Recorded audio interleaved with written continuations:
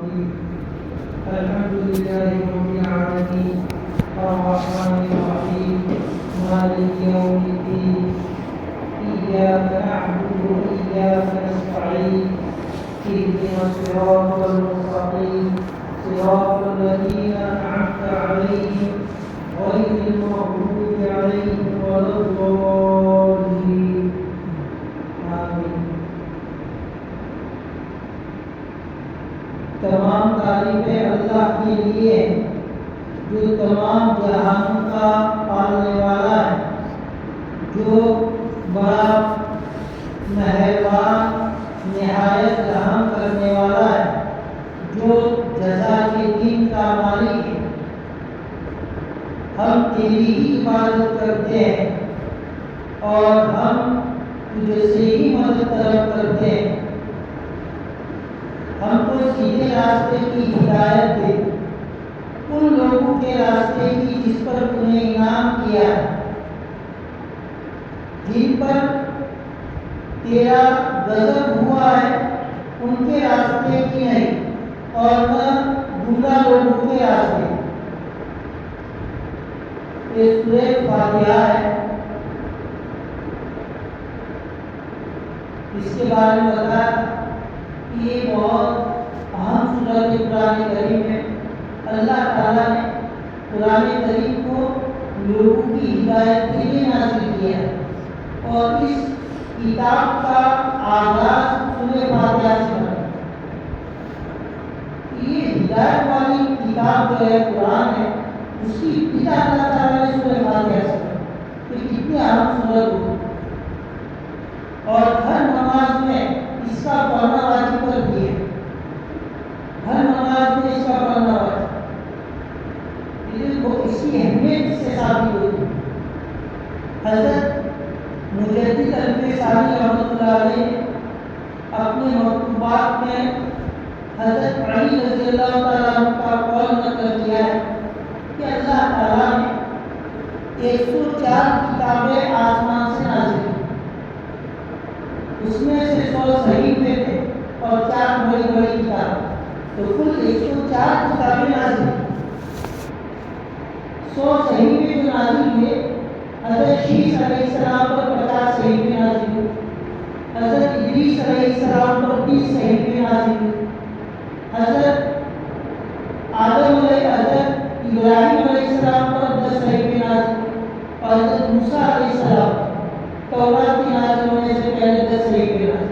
تو کل 100 صحیفے نازل ہوئے اور 4 بڑی بڑی کتابیں، تورات، زبور، انجیل اور قرآن کریم. حضرت علی رضی اللہ تعالیٰ عنہ فرماتے ہیں کہ جو 100 صحیفے اللہ تعالیٰ نے نازل کیے، اس میں جو علوم تھے، جو مضامین تھے، وہ سب علوم اور مضامین اللہ تعالیٰ نے ایک ہی کتابوں میں نازل کر دی، تورات، زبور اور انجیل. تو گویا کہ 3 کتابیں 100 صحیفوں کو جامع، اس کے تمام مضامین پہ 3 کتابیں جامع. اور پھر اللہ تعالیٰ نے قرآن کریم کو نازل کی. تو قرآن کریم کے اندر یہ تورات، زبور اور انجیل کے اندر جو مضامین تھے، وہ سب مضامین قرآن کریم میں نازل کر دیے. تو گویا کہ قرآن کریم ان 3 کو جامع. تو گویا کہ قرآن کریم جو ہے یہ تمام آسمانی کتابوں کو جامع، اس میں تمام مضامین آ گئے. اور پھر قرآن کریم کے اندر جتنے بھی مضامین ہیں، اللہ تعالیٰ نے ان سب کو اختصار کے ساتھ سورہ فاتحہ کے اندر جمع کر دیا. اور سورہ فاتحہ کے اندر جو مضامین ہیں، اس کو اختصار کے ساتھ بسم اللہ الرحمن الرحیم کے اندر جمع. حضرت علی رضی اللہ تعالیٰ کا فرمان ہے کہ گویا کہ سورہ فاتحہ یہ پورے قرآن کا متن ہے اور پورا قرآن اس کی تشریح. قرآن کی جو مضامین ہیں اختصار کے ساتھ سب سورہ فاتحہ ہے. اسی لیے بخاری شریف کے اندر روایت ہے کہ آپ علیہ السلام نے فرمایا کہ سورہ فاتحہ قرآن کریم میں سب سے عظیم سورت ہے. اور ترمذی شریف کے اندر روایت ہے، اس میں آپ علیہ والسلام نے فرمایا کہ اس ذات کی قسم جس کے قبضے میں میری جان ہے، سورہ فاتحہ جیسی کوئی سورت نہ تو تورات میں نازل کی گئی، نہ زبور میں نازل کی گئی، نہ انجیل میں نازل کی گئی، نہ قرآن کریم میں نازل کی گئی۔ سورہ فاتحہ اتنی بڑی سورت، عظیم سورت ہے کہ ایسی سورت کسی آسمانی کتاب میں نازل نہیں کی۔ یہ آپ صلی اللہ علیہ وسلم نے اس کی اہمیت اور فضیلت کو بیان کی۔ اس سورت کے کئی نام، اس کا نام کافیہ بھی ہے، اس کا نام وافیہ بھی ہے، اس کا نام ام الکتاب بھی ہے، اس کا نام ام القرآن بھی ہے، اس کا نام سورۃ الحمد بھی، اللہ تعالیٰ اس میں حمد بیان کی ہے، اس کا نام سورۃ الحمد بھی، اس کا نام سورۃ الشفا بھی۔ یہ سورہ فاتحہ جو ہے یہ بیماریوں سے شفا ہے، اس کا نام سورۃ الشفا ہے۔ حدیث میں آتا ہے آپ علیہ السلام نے فرمایا کہ سورہ فاتحہ تمام بیماریوں کی شفا ہے۔ قرآن میں سورہ فاتحہ جیسے روحانی بیماریوں سے شفا ہے، اسی طرح جسمانی جتنی بیماریوں کی بھی شفا ہے، دونوں کی شفا ہے۔ روحانی بیماریوں کی شفا کے بارے میں صلاۃ القرآن میں کہا گیا ہے وَشِفَاءٌ لِمَا فِي الصُّدُورِ، کہ دل کے اندر جو بیماری ہے اس کے لیے قرآن شفا ہے۔ اور دوسری جگہ مطلق فرمایا گیا ہے وَنُنَزِّلُ مِنَ الْقُرْآنِ مَا هُوَ شِفَاءٌ وَرَحْمَةٌ لِّلْمُؤْمِنِينَ، اس میں مطلق کہا ہے کہ قرآن جو ہے یہ ایمان والوں کے لیے شفا ہے، رحمت ہے۔ اس میں جیسے روحانی بیماریوں کی شفا ہے، اسی طرح جسمانی بیماریوں کی بھی شفا ہے۔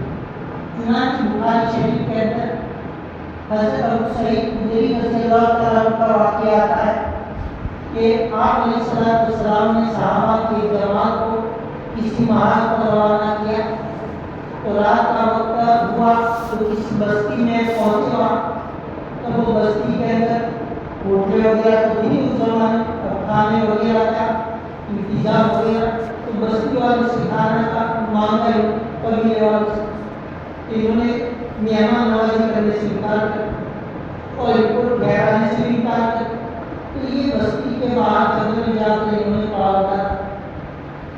پھر گزارا کرنا ایسا ہوا کہ اس بستی والے جو تھے ان کا جو سردار تھا اس کو سانپ نے ڈس لیا، تو انہوں نے ان کے بس میں جو تھا تو سب انہوں نے علاج کیا، جو ان میں منتر جاننے والے ان پر ان کے پاس منتر بھی پڑھا ہے، جو علاج جانتے سب کیا، لیکن کوئی فائدہ نہیں۔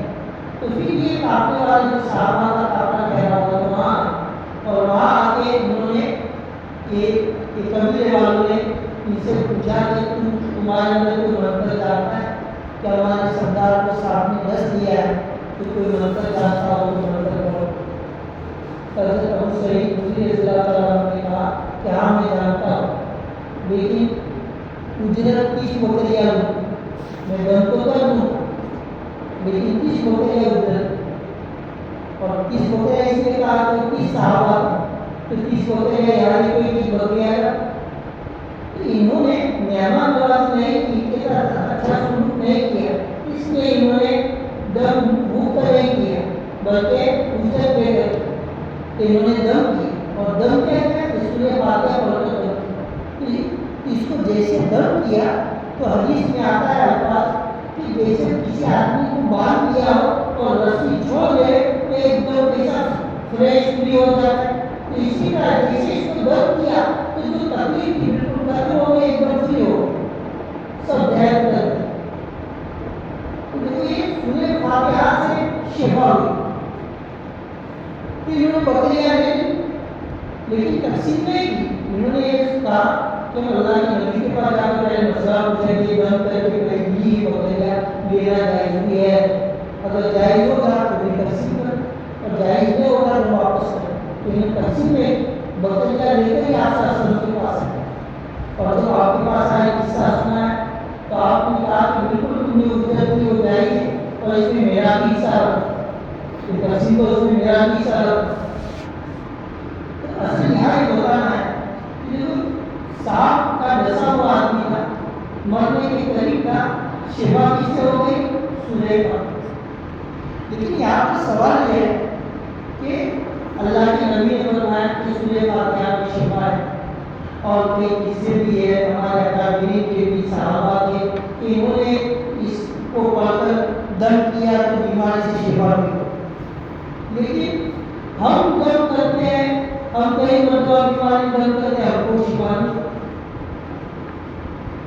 یہ سوال ہے کہ ہم بھی شفا کیوں نہیں؟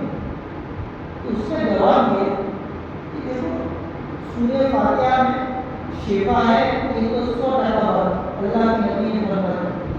لیکن اس کی مثال ایسی ہے جیسے کارتوس آتا ہے بندوق. کارتوس جو ہے یہ سورہ فاتحہ قرآن کی آیت ہے، جو اولاد ہے ان کی مثال کارتوس جیسی. یہ کارتوس ہے. اب یہ کارتوس ہو، اب اس کو ہم ہاتھ سے پھینک کر مارے تو کوئی مرے. بندوق میں رکھ کر اس کو ماریں گے.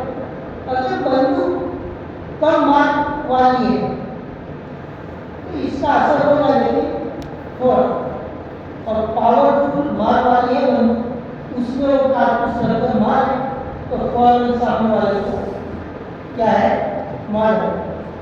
تو یہی حال اس کا ہے کہ یہ اس کی مثال کارتوس جیسی.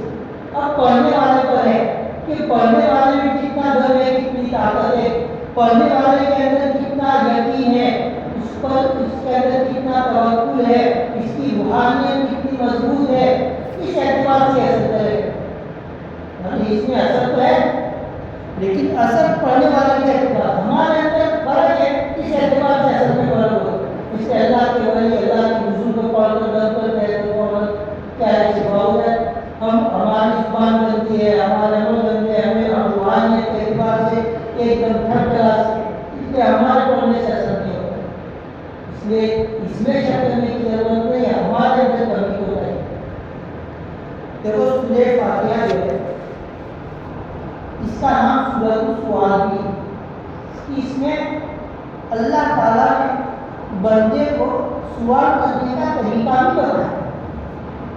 سوال کیسے کرنا؟ تو کسی نے سوال کرنا ہو تو پہلے کیا کیا جاتا ہے؟ کیا آدمی کسی کے پاس جائے، مالدار کے پاس، بادشاہ کے پاس سوال کر تو وہاں جائے گا، پہلے کیا کرے گا؟ جا کے بادشاہ کی تعریف کرے گا، اس کے وقار کرے گا، اس کی خوبیاں بیان کرے گا.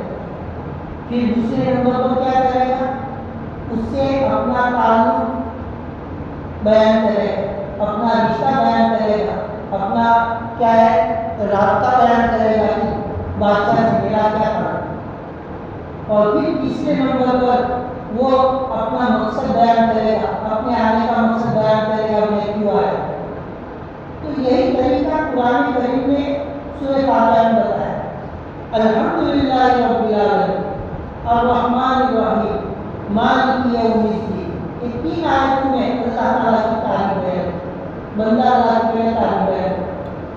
پھر اس کے بعد چوتھی آیت میں ایاک نعبد و ایاک نستعین. اس میں بندہ جو اللہ تعالیٰ سے اپنا تعلق، اپنا رشتہ بیان کر رہا ہے کہ ہم آپ کی ہی عبادت کریں، یعنی آپ ہمارے معبود ہیں، ہم آپ کے عابد ہیں، آپ ہمارے مالک ہیں، ہم آپ کے مملوک. یہ رشتہ بیان کیا جائے، ہم آپ سے مدد طلب کر رہے ہیں، ہماری مدد کرنے والے آپ ہیں. تو یہ اپنا تعلق بیان کیا. پھر تیسرے نمبر پر اپنا مقصد بیان کیا، اہدنا الصراط المستقیم، کہ ہم کو سیدھے راستے کی ہدایت. تو یہ جو ہے سوال کرنے کا، مانگنے کا اس میں طریقہ بتایا ہے کہ کیسے مانگا جاتا ہے.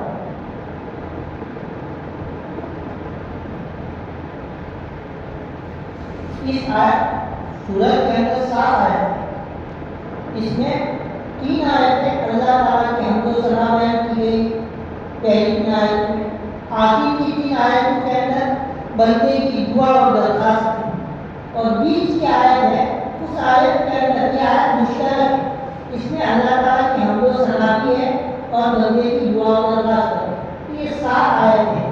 حدیث قدسی میں آتا ہے کہ سورہ فاتحہ میرے اور بندے کے درمیان تقسیم کی گئی، آدھی میرے لیے ہے، آدھی میرے بندے کے. اللہ تعالیٰ فرماتے ہیں کہ جب بندہ نماز میں پڑھتا ہے الحمدللہ رب العالمین، تو اللہ تعالیٰ فرماتے ہیں حمدنی عبدی، کہ میرے بندے نے میری تعریف۔ پھر جب پڑھتا ہے بندہ الرحمن الرحیم، تو اللہ تعالیٰ فرماتے ہیں اثنی علی عبدی، کہ میرے بندے نے میری حمد و ثنا بیان۔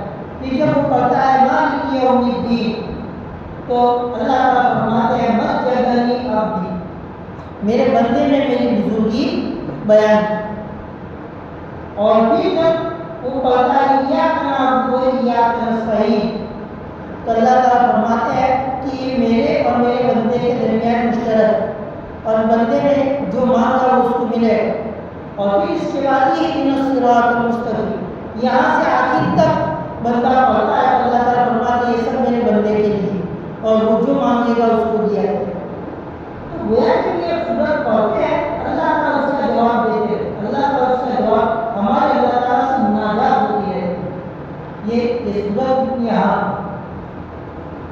اب دیکھو اس کے اندر پہلا کلمہ ہے الحمدللہ، تمام تعریفیں اللہ کے لیے، تمام تعریفیں اللہ کے لیے۔ دنیا کے اندر آج تک جتنی تعریفیں کی گئی اور ابھی جو تعریفیں کی جا رہی ہے اور قیامت تک جو تعریفیں کی جائے گی، سب تعریفیں اگر اللہ کی جاتی ہے، یعنی ماضی میں اللہ کی گئی، ابھی اللہ کی جو کی جا رہی ہے، آئندہ کی جائے گی، وہ تو اللہ کے لیے ہے ہی۔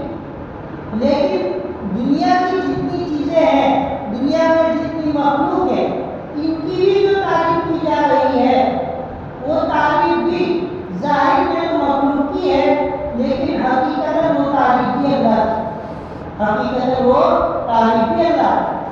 یعنی دنیا میں ہم کسی چیز کی تعریف کرتے ہیں تو اس کی کسی خوبی کی تعریف کرتے ہیں، اس کے کسی کمال کی تعریف کرتے ہیں، اس کے کسی حسن کی تعریف کرتے ہیں۔ جیسے بہترین بلڈنگ ہو تو ہم بلڈنگ کی تعریف کرتے ہیں، تو ہم حقیقت میں بلڈنگ کی تعریف نہیں کر رہے، بلڈنگ بنانے والے کی کر رہے۔ بلڈنگ تو مل جانے، اصل میں تعریف کس کی کر رہے ہیں؟ بلڈنگ بنانے والے۔ اسی طرح ہم دنیا میں کسی بھی چیز کی تعریف کریں تو یہ ظاہر میں تو اس چیز کی تعریف ہے، حقیقت میں اللہ کی کریں، کیونکہ اس چیز کی کسی خوبی کی تعریف کر رہے ہیں، اس کے کسی کمال کی تعریف کر رہے ہیں، تو یہ چیز بھی اللہ نے بنائی اور اس کو خوبی بھی اللہ نے دی، اس کو کمال بھی اللہ نے دی، تو حقیقت میں تعریف کس کی کر رہے ہیں؟ اللہ اس کی۔ تو دنیا میں جتنی بھی تعریفیں ہو رہی ہے، چاہے اللہ کی ہو رہی ہے چیزوں کی ہو رہی ہے، وہ حقیقت میں اللہ کی تعریف ہے۔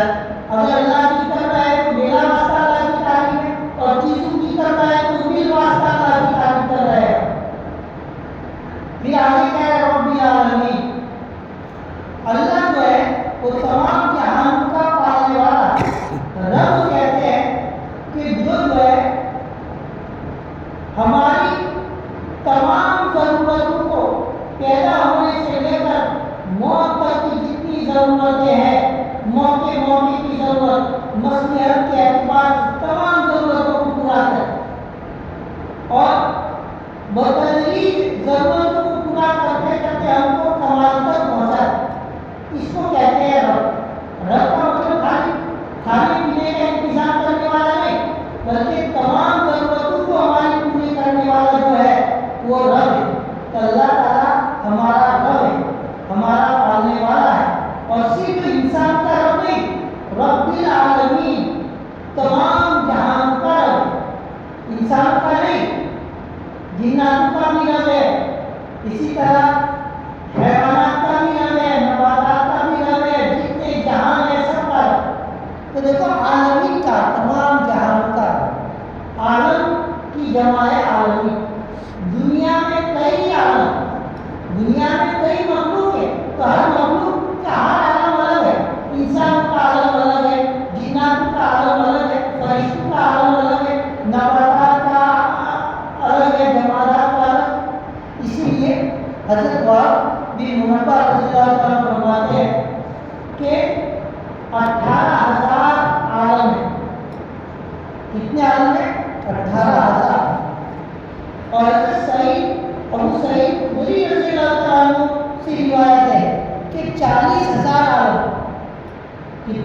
40 ہزار، اور حضرت مقابل رضی اللہ تعالیٰ عنہ فرماتے ہیں کہ 80,000 عالم، 40,000 خوشی میں ہے اور 40,000 سمندر میں ہے، تو 80,000 عالم، تو تمام جہان کا اللہ تعالیٰ پالنہار رب العالمین، تمام جہان کا کیا ہے پالنہار۔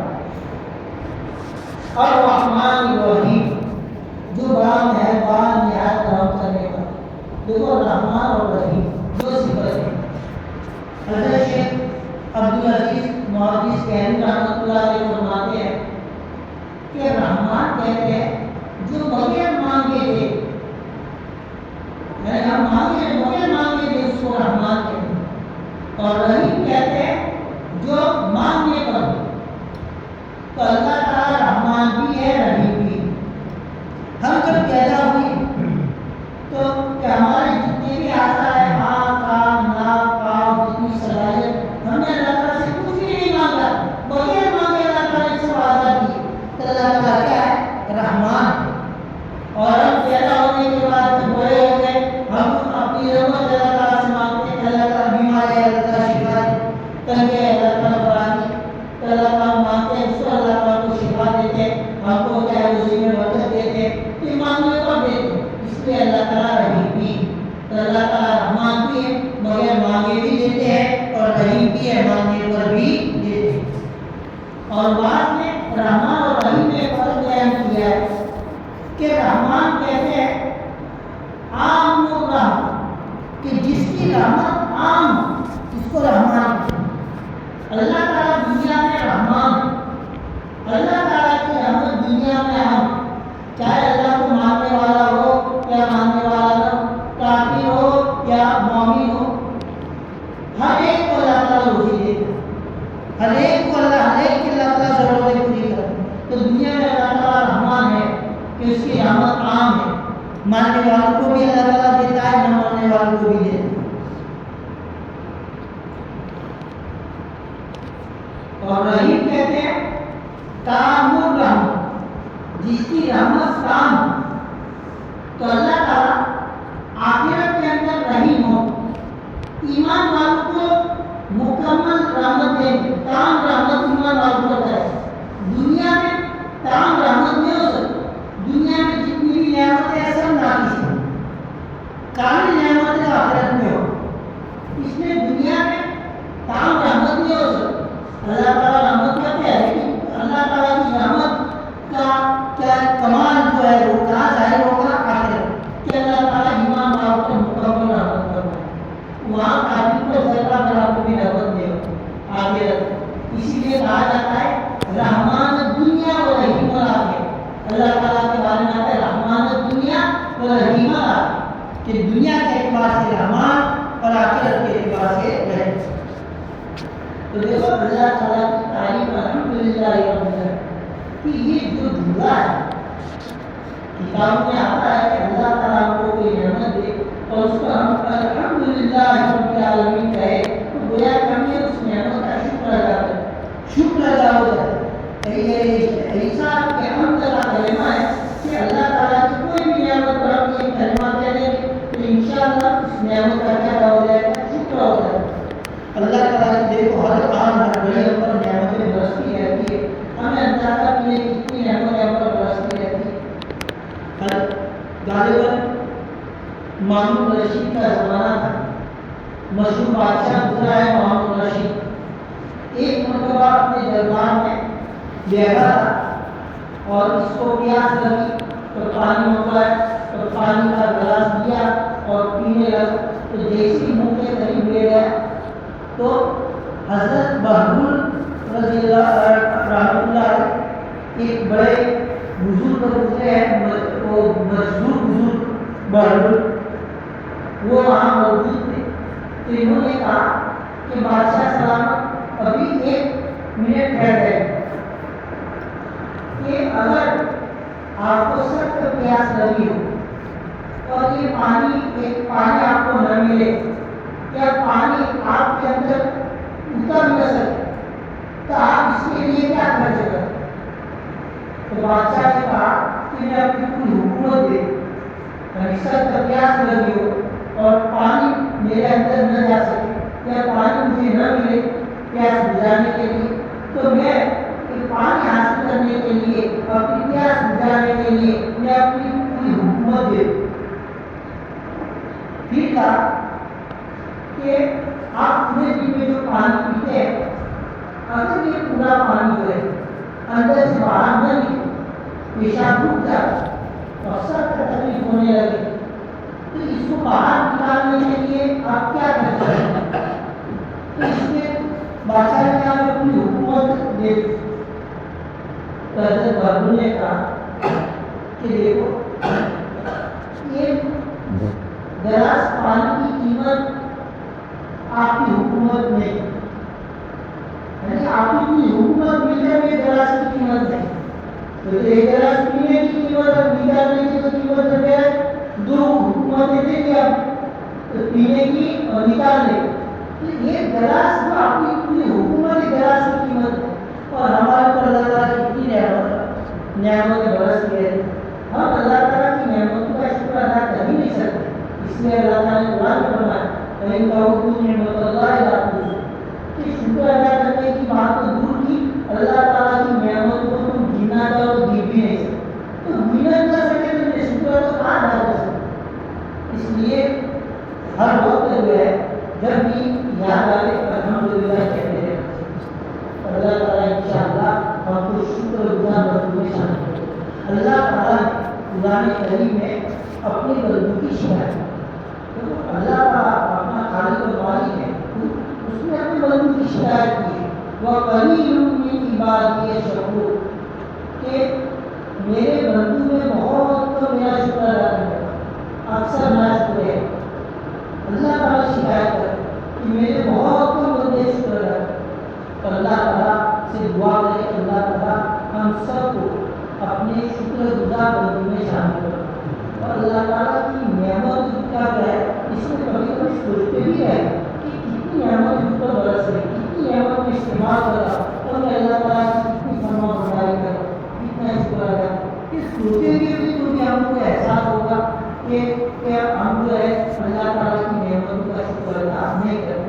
تو اللہ تعالیٰ کو توفیق دے گا شکر ادا کرنے کہ کبھی کبھی دو کا شکریہ پا لے کہ اللہ تعالیٰ جتنی مجھے نعمتیں دی ہے سب کی طرف سے میں دو کا شکریہ کروں۔ اللہ تعالیٰ اس طرح ہماری قرآن اللہ تعالیٰ